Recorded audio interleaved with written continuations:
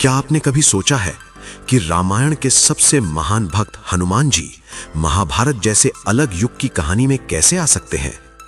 क्या यह संभव है कि एक ही देवता दो अलग अलग युगों में मौजूद हों? क्या सच में हनुमान जी ने भीम का अहंकार तोड़ा था? क्या वो सिर्फ एक साधारण वानर थे या खुद में एक रहस्य? और सबसे बड़ा सवाल, क्या कुरुक्षेत्र के युद्ध में जब अर्जुन गीता सुन रहे थे, हनुमान जी भी वहां मौजूद थे? अगर हां, तो उन्होंने युद्ध में हिस्सा क्यों नहीं लिया? और अगर हनुमान जी वहां थे, तो क्या आज भी हैं? आज की इस कहानी में हम आपको ले जाएंगे एक ऐसे रहस्य की गहराई में जो रामायण और महाभारत को जोड़ता है और बताता है कि धर्म कभी खत्म नहीं होता, वो सिर्फ रूप बदलता है। सबसे पहले हमें यह समझना होगा, हनुमान जी कोई साधारण पात्र नहीं है। उन्हें चिरंजीवी कहा गया है, यानी वो आज भी जीवित है। शास्त्रों के अनुसार हनुमान जी को यह वरदान मिला था कि वो कलयुग तक पृथ्वी पर रहेंगे और जहां भी भगवान राम का नाम लिया जाएगा, वहां उनकी उपस्थिति होगी। यही कारण है कि रामायण के बाद भी उनका अस्तित्व खत्म नहीं होता और यहीं से शुरू होती है महाभारत में उनकी एंट्री। क्या आप जानते हैं, भीम और हनुमान सगे भाई थे। दोनों ही वायुदेव के पुत्र थे। हनुमान वायुपुत्र, भीम वायु के वरदान से जन्मे, इसलिए दोनों के अंदर एक जैसी शक्ति थी। लेकिन फर्क था, भीम में अहंकार था, हनुमान में विनम्रता। यही अंतर एक दिन इतिहास बन गया। महाभारत का समय, पांडव वनवास में थे। एक दिन द्रौपदी ने भीम से कहा, मुझे सौगंधिक पुष्प चाहिए। भीम निकल पड़े, जंगलों को चीरते हुए, पहाड़ों को पार करते हुए। उनके कदमों से धरती कांप रही थी।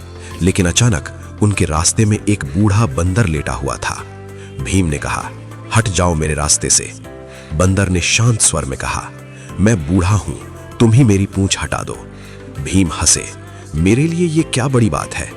लेकिन जैसे ही उन्होंने पूंछ उठाने की कोशिश की, वो हिल तक नहीं पाई। पहले एक हाथ से, फिर दोनों हाथों से, फिर पूरी ताकत लगाकर, लेकिन पूंछ टस से मस नहीं हुई। भीम हैरान थे, ये कैसे संभव है। तभी उनके अंदर का अहंकार टूटने लगा और उन्होंने समझ लिया, ये कोई साधारण बंदर नहीं है। जब भीम ने सिर झुकाया, तब उस बंदर ने अपना असली रूप दिखाया। वो थे स्वयं हनुमान जी। ये घटना महाभारत के वन पर्व में वर्णित है, जहां हनुमान जी ने भीम को विनम्रता और धर्म का पाठ पढ़ाया। ये सिर्फ एक संयोग नहीं था, ये एक दिव्य योजना थी। हनुमान जी जानते थे, आने वाला है कुरुक्षेत्र का महायुद्ध और भीम उसमें मुख्य भूमिका निभाने वाले हैं। लेकिन अगर भीम का अहंकार ऐसे ही बना रहा, तो वो हार सकते थे। इसलिए हनुमान जी ने पहले उनका घमंड तोड़ा, फिर उन्हें आशीर्वाद दिया और कहा, जब युद्ध होगा मैं तुम्हारे साथ रहूंगा। अब कहानी और भी रहस्यमयी हो जाती है, क्योंकि हनुमान जी सिर्फ भीम तक सीमित नहीं रहे, उन्होंने अर्जुन की भी रक्षा की। जब कुरुक्षेत्र का युद्ध शुरू होने वाला था, भगवान कृष्ण ने अर्जुन से कहा, अपने रथ पर एक दिव्य ध्वज लगाओ। तब अर्जुन ने हनुमान जी का स्मरण किया और हनुमान जी ने आकर कहा, मैं तुम्हारे रथ की ध्वजा पर रहूंगा। और इस तरह अर्जुन का रथ बना कपिध्वज। अब सोचिए, जब पूरा युद्ध चल रहा था, तीर, अस्त्र, ब्रह्मास्त्र, हर तरफ विनाश, तब अर्जुन के रथ के ऊपर हनुमान जी मौजूद थे। उनकी उपस्थिति का प्रभाव क्या था?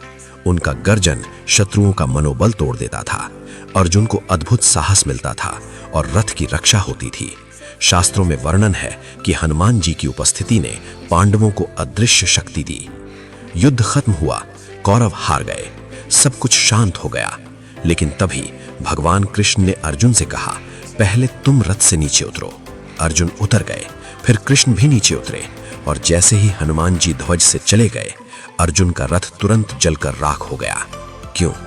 क्योंकि पूरे युद्ध में उस रथ पर कई दिव्य अस्त्रों का प्रभाव पड़ा था, लेकिन हनुमान और कृष्ण की उपस्थिति उसे बचाए हुए थी। जैसे ही वो हटे, रथ नष्ट हो गया। अब एक और रहस्य, जब भगवान कृष्ण अर्जुन को भगवद गीता का उपदेश दे रहे थे, क्या हनुमान जी भी वो सुन रहे थे? कुछ मान्यताओं के अनुसार हाँ, क्योंकि वो अर्जुन के रथ की ध्वजा पर थे, यानी वो गीता के साक्षी थे। सोचिए, रामायण का भक्त महाभारत का ज्ञान भी सुन रहा था।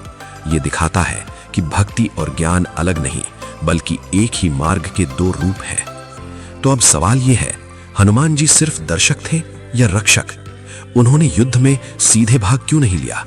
और क्या आज भी वो कहीं छिपे हुए हैं? और सबसे बड़ा सवाल, अगर हनुमान जी अमर हैं, तो क्या वो आज भी हमारे बीच हैं? अगर आपको मेरा वीडियो पसंद आया हो तो इसे लाइक करें और अपने दोस्तों और रिश्तेदारों के साथ शेयर करें। और ऐसे ही रोमांचक और ज्ञानवर्धक वीडियो देखने के लिए मेरे चैनल को सब्सक्राइब करना न भूलें।